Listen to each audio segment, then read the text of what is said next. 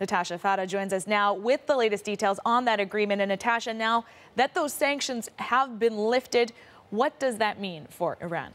Well, it opens up the country economically to the rest of the world, and we've seen that play out already because the Iranian central bank issued a press release just a short while ago saying that as of right now, SWIFT, which is a society of worldwide banking organizations and telecommunications, has removed all Iranian banks from its discrimination list. So meaning that all Iranian banks are now opened up to the same global opportunities and information that other banks would be. Now, they had been removed from SWIFT's list as a result of these sanctions that came through from the United States and the European Union. But this would now allow Iranian money to flow into the rest of the world, and also vice versa, having investment move into the country, something they've desperately wanted for a very long time. So that is good news as far as the Iranian banking community is concerned. But also we know that there's the issue of now opening up their economy to their oil reserves and being able to utilize their extensive oil reserves,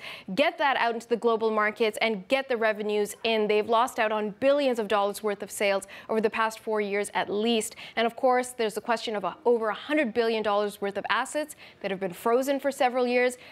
The unfreezing of that will take a bit of time, but of course it now opens up. You can start making movements towards all of these economic reforms, economic freedoms that they've not been able to enjoy, and the country is in desperate need of that. But ordinary Iranians will tell you it goes far beyond that. It's more a matter of diplomacy, more a matter of improving their identity overseas, that they are not political and social pariahs. They really are part of a global community, and that's what they're very excited about, certainly monitoring some of the social media activity coming out of Iran.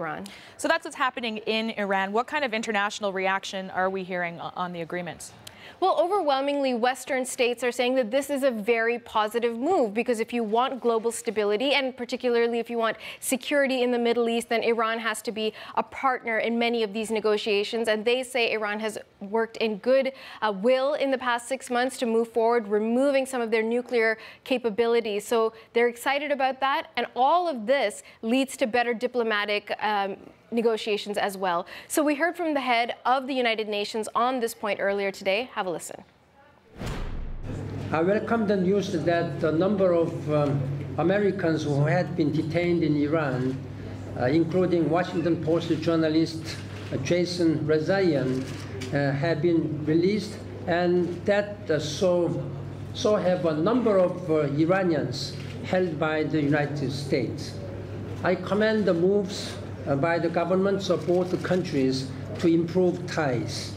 So you heard that reference to Jason Rezaian, who is the Washington Post reporter who had been held by Iranian authorities since the summer of last year. And so, summer of 2014. And this had been a thorn in Washington's foot because they wanted to move forward with hard issues like the nuclear program development, all of that. But now there have these soft issues, these diplomacy issues. Will you allow American Iranians to go free? You're holding them, they say, under bogus accusations and charges. And now we know that the Iranian authorities are softening on that. They have released a handful of American Iranians, and they have made their way to Germany today. All right. Thanks, Natasha. You're welcome.